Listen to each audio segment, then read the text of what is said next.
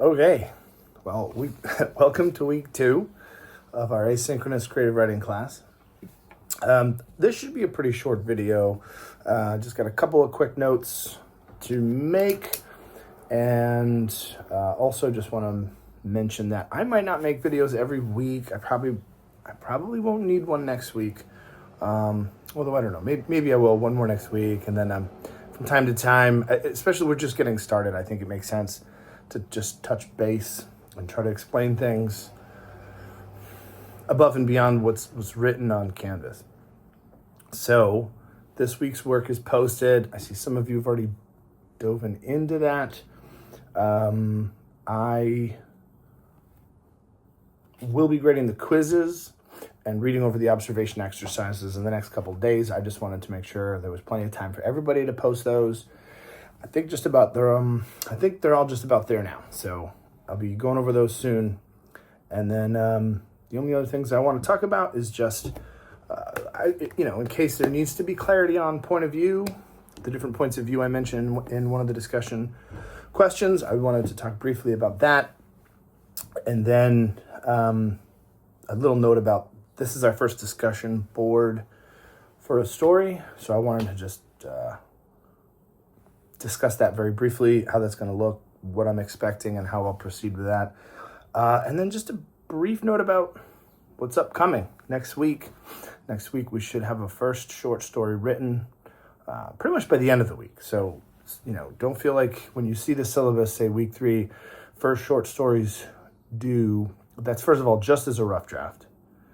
It's plural because there's more than one student in the class, so there should be several short stories being posted. And again, I'll talk more about that when that gets a little closer. I will be posting the prompt a little earlier than normal, just to give you guys time to start mulling that over.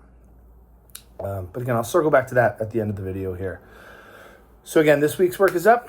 Short story by J.D. Salinger. He's most famous for Catcher in the Rye. This story is published in his short story collection. It's very creatively titled 9 Stories. It's the last story. It's one of my favorites. It is a little bit on the long side just because of when it was published. The story range I'm asking you guys to write will be much shorter and more in line with what is contemporarily, in other words, now being published. And again, the prompt will make that clear. And I guess I will have to make one more video to discuss that prompt toward the end of this week, before I've been posting these videos. So definitely before the weekend. Anyhow, the other thing I wanted to talk about again is just point of view really quickly. I mentioned several points of view in the prompt. First person point of view is very popular these days. It's just obviously when the narrator is a character in the story. Even if the character seems to be on the sidelines, that character is usually kind of still the central character, especially in a short story. He or she may seem like they're telling somebody else's story, but usually it's the first person narrator who will grow or change. Rust Hills, who we've read a little bit of, I think calls it something like the Hills Law or something of narration. I forget what he calls it, if that's the one he talks about with that. But at any rate, generally speaking, even if you're thinking like Nick from the novel The Great Gatsby, Gatsby doesn't grow or change, and I don't think this is a spoiler for a book that's over 100 years old. Gatsby just dies. And so it's really Nick who grows and changes as that first-person narrator. And even One Flew Over the Cuckoo's Nest, it's not McMurphy who grows and changes because, again, he dies. It's really the Native American narrator who actually has a sort of movement, as I believe Hills calls it. So anyways, yeah, that's first person. You'll see I'm doing this, I'm doing that. That character is in the story, a contributing character to the story. Second person is very, very rare. These are all one-for-one grammar terms. So a second person is you do this, you do that. Bright Lights, Big City by John McInerney. It's McInerney. Is a whole novel in that point of view, and it's a little weird. You get used to it eventually as you read it.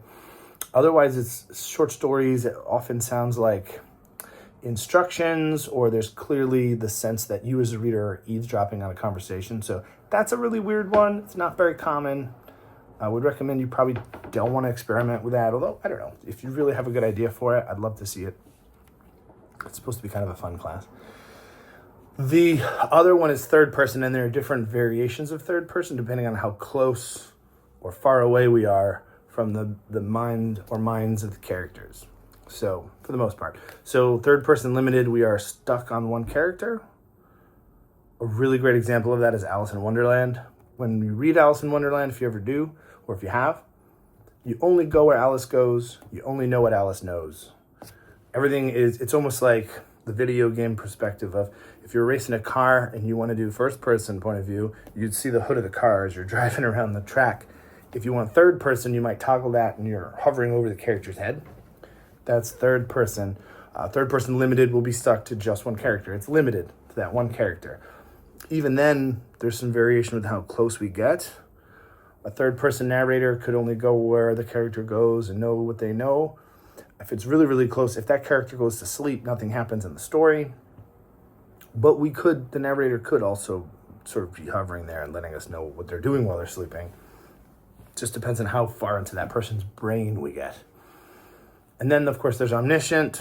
This is really popular in novels these days for popular. When I say popular, I mean like in popular fiction. We can go anywhere, when. The omniscient narrator, omni means all, right? And the second half of the word has to do with like conscience, right? Like knowing things. So it's an all-knowing narrator. He or she or it can go back in time, forward in time, can pop into this brain or that. Tolstoy's War and Peace, we even get into the mind of some animals at one point. It's just whatever the writer wants to do to best tell the story. I would highly recommend we do not use omniscient for a short story, because we do want to remember a short story should focus on one character and probably one antagonist. And I'll talk more about this when the prompt comes up. It's just, if you read a lot of short fiction, you'll just notice that as a pattern. It's not like a rule. It's just what we've kind of learned over hundreds of years, what works best for that particular form of storytelling. There's really only time and space on the page for like one character to reveal something new about him or herself, or to grow or shift, or change, I should say. Shift is a word that's used negatively by Hills. Develop. There's only room and space for like one character to develop, and the antagonist is usually there, not as like a bad guy, but like the person, or sometimes thing, that helps to facilitate or push that change forward. So that omniscient, again, it's great for long stories, novels, epic length novels like War and Peace. It doesn't really work in a short story. I've never seen it work in a short story. You can read as many short stories as you want. There's just short story writers just don't really use it for the most part. I know Stephen Crane's narrator in The Open Boat seems a little omniscient sometimes, but he's also, by the end, very limited. So that brings us to just the final one that I listed there. Third person objective. You're kind of like a fly on the wall. The narrator cannot tell us anything about what anybody thinks. The narrator is also not limited to one character. The narrator is like a camera kind of floating through the world, only observing the actions of the characters. And while they do typically focus on one character, they don't have to.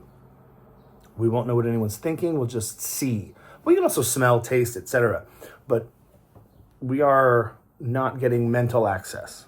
That's what makes it objective. You're objectively seeing, observing what is occurring instead of like having any subjective thoughts from the characters.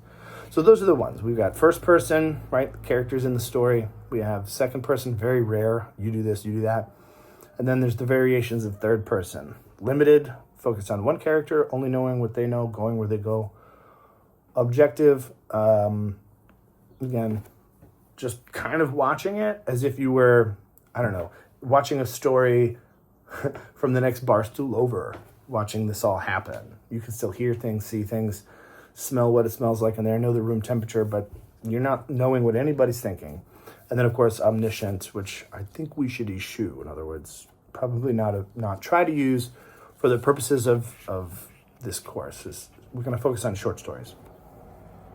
So that's what I was asking. What is the point of view in Teddy? Why does it have to be that? In other words, what would it change? What would make this? Why would it not really work if it wasn't that point of view? Point of view is one of the first things you have to figure out as a writer. I think the first thing is, like, what even is the story? Who's involved? What's their problem? What's their issue? What's their conflict? And that conflict should be the kind of conflict that has agreement, as Hills calls it, with the character, the kind of problem that would make that character really reveal something new about him or herself, or force themselves to learn something new about themselves based on who they are. So that's step one. But then whose point of view are we telling it in is really, really important. That's another good thing about the short story. If you write it with the quote-unquote wrong point of view and you realize that later, it's way easier to revise. I wrote a story once where I realized after 100 pages in, I had the wrong point of view. And that's not a matter of just changing pronouns. You gotta, who's observing things, who's experiencing the action, will change the kinds of, or should change the kinds of details the reader gets. So point of view, super important as we're thinking about drafting a short story in the coming days and the coming week, which just takes me to the discussion questions. I've listed it on there, but just to reiterate, there are a number of questions. There will be discussion questions periodically. You have to answer the question before you see any of your peers' responses. So if it looks like nobody's engaging, it's just because you haven't engaged yet. I do that to try to hopefully get more original thought on there. I'm sure none of you guys will do it, but occasionally students will just sort of synthesize other people's thoughts or summarize or paraphrase what other students wrote. And then it's not really a great conversation that way. So you post your thought. That's 50 points for that one question. To get full credit on each question, you need to also engage with 2 other peers. You can agree with them, add some information. You can disagree with them, explain why, or some combination thereof. But do please be specific. I don't know, I already have a class that's a hybrid model, and some students wrote, like, yes, I agree. Why? Add some real content there so I know what you're all thinking and why you're thinking it. I will post my thoughts on those questions after it looks like everyone's pretty much engaged. So whether that's next week or a little after that will totally depend on the level of your engagement. I just want to make sure everyone has a chance to say something before I add my 2 cents. Okay, so then that brings us back. This video's already gotten longer than I wanted. That brings us back to just next week. We should be thinking about a short story that we might want to tell. I'll have a post. I have week 3 already up, but just not published for your viewing yet. There's the prompt there.